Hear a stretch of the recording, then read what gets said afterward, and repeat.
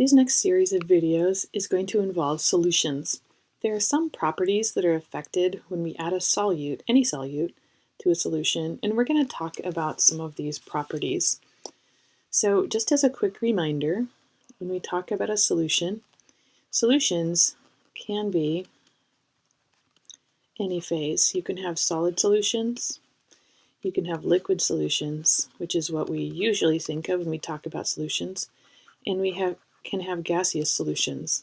Air is a great example of a gaseous solution. Stainless steel is a great example of a solid solution. And then we have all kinds of examples of liquid solutions in our lives. So when we talk about a solution, we need to remember some definitions here. We're going to have the solvent, which is the majority component,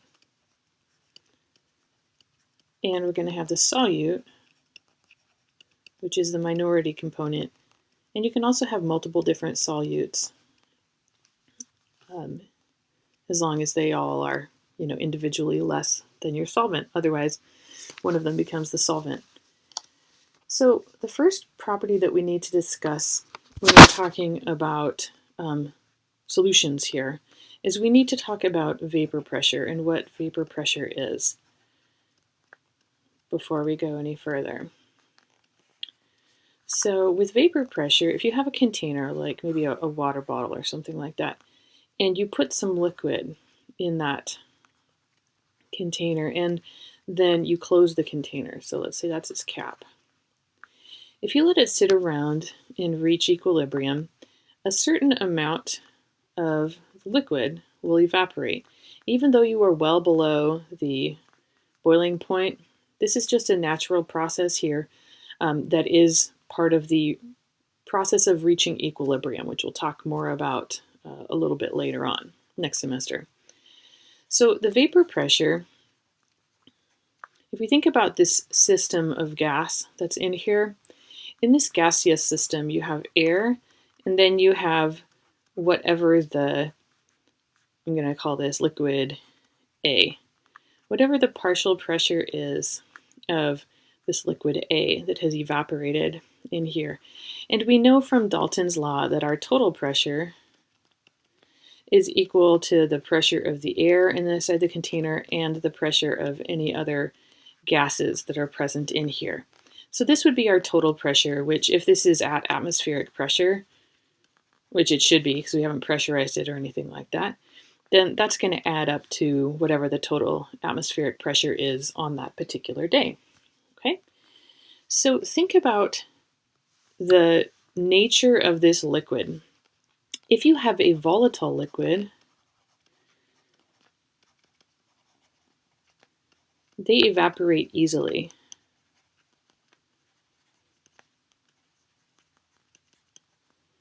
So if you think about, if you've ever spilled acetone, one of the types of fingernail polish remover is made out of acetone. And if you've ever spilled it, you can smell it immediately. And then if it's sitting on a counter or something like that, it will very quickly evaporate and not be there. So volatile liquids, they evaporate easily and they will have a high vapor pressure. And then you have other liquids like water that have a pretty low vapor pressure. And so we'll say water isn't very volatile. It has a low vapor pressure.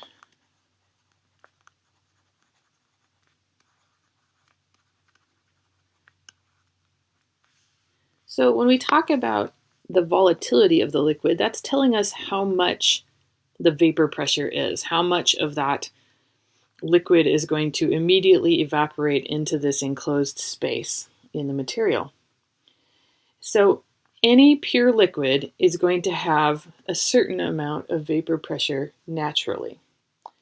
And the specific amount is going to depend on whatever that liquid is. So here's the thing.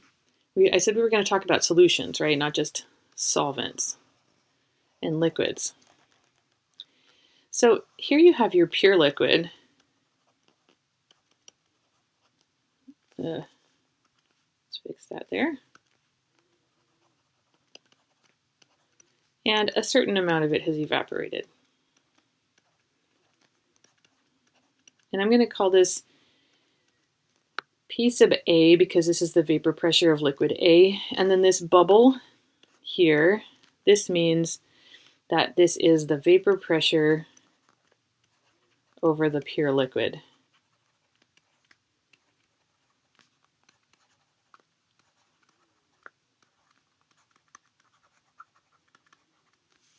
So this is just the solvent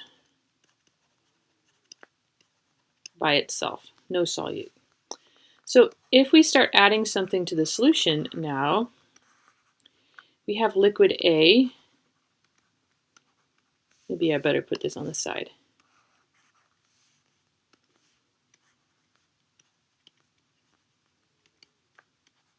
And now we're going to add a non-volatile solute,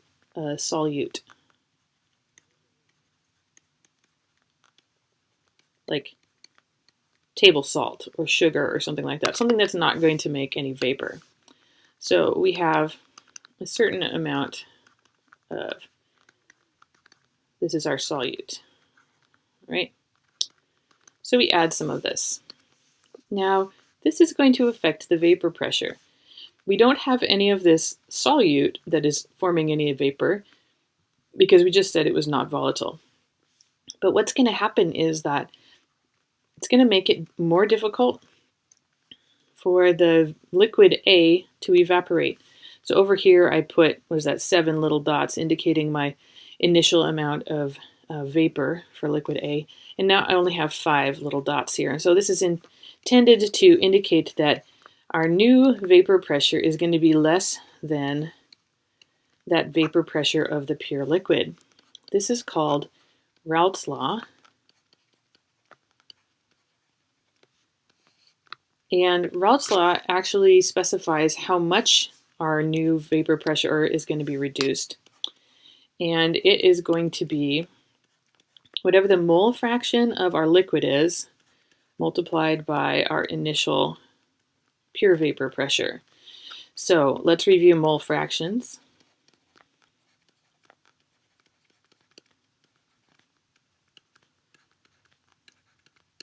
This would be the moles of A divided by the total moles.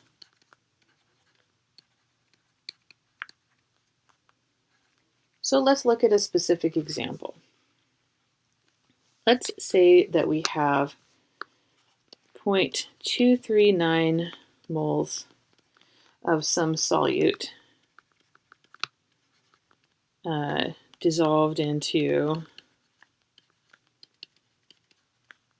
3.14 moles of solvent.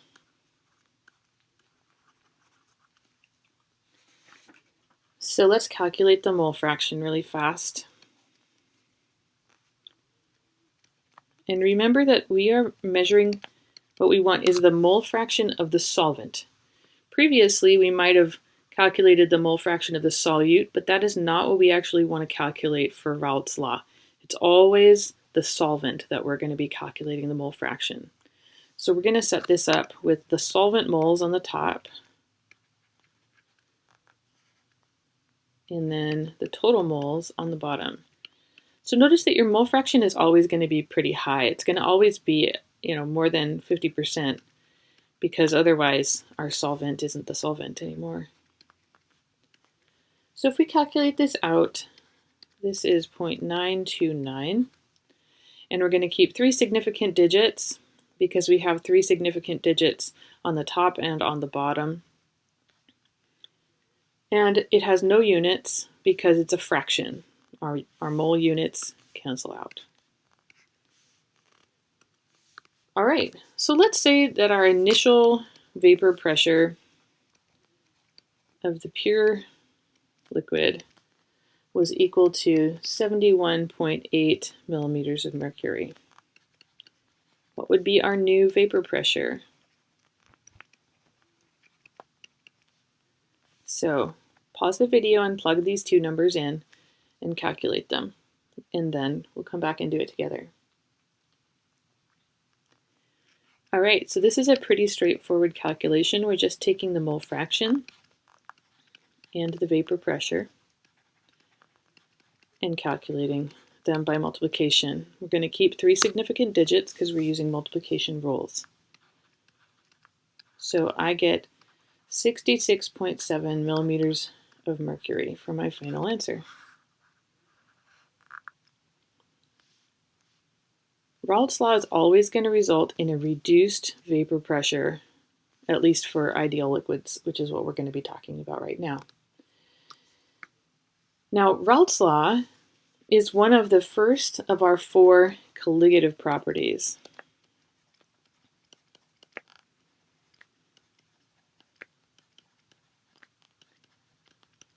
And colligative properties are properties of a solution, and specifically a liquid solution.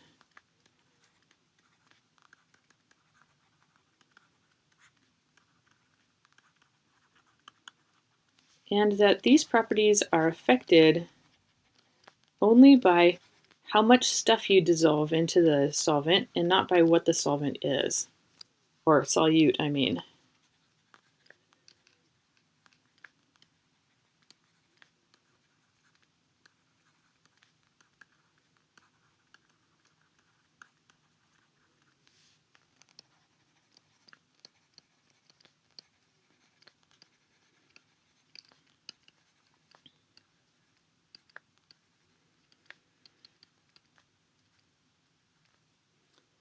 So we're going to talk about all of these 4, and in order to talk about the other 3, we're going to need to introduce a new concentration unit.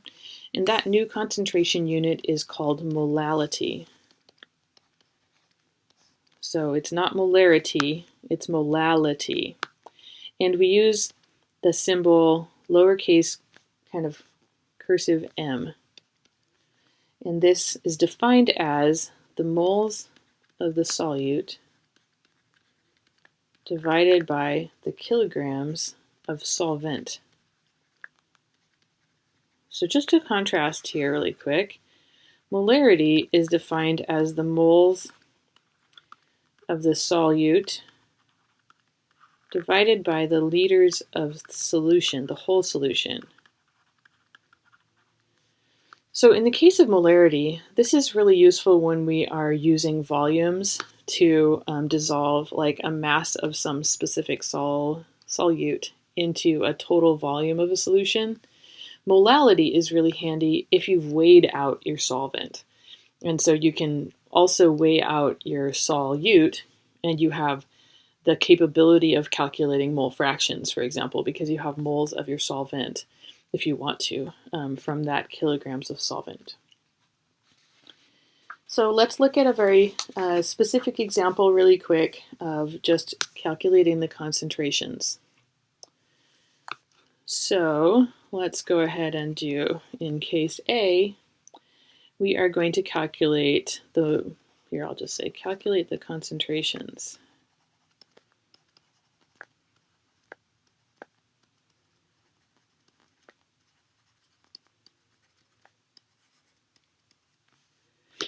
In case A, we are going to dissolve 18.5 grams of NaCl in 125 grams of water.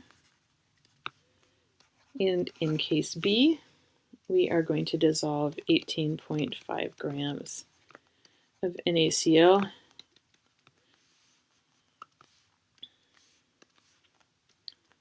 in 100 milliliters of water.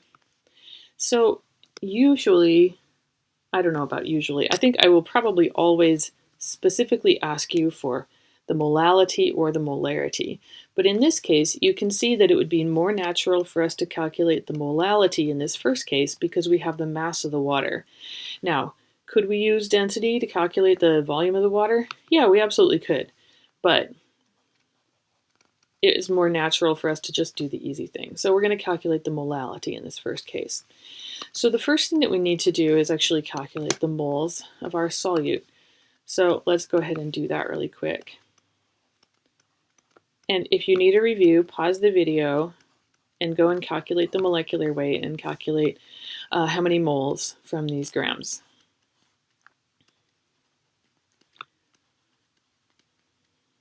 So I have molecular weight of 58.443 grams per 1 mole. So I get, 0.317 moles of NaCl. I'm keeping 3 significant digits because that's how many I started with. And so now I can calculate the molality. 0.317 moles divided by kilograms. I can divide by 1,000 and get 0.1250 kilograms. Don't drop that 0, it's significant.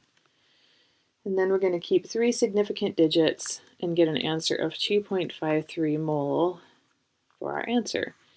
It's perfectly fine to also write 2.53 moles per kilogram. Either one is true because these are both the same. All right, so calculating the molarity. We've already calculated the moles, so we don't need to do that again. So we're going to have 0.317 moles of NaCl divided by liters.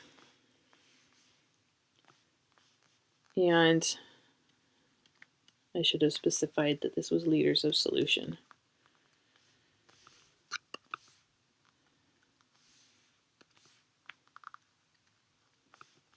So we have 0.1000. Please don't drop those zeros. They are all significant. This has 4 significant digits.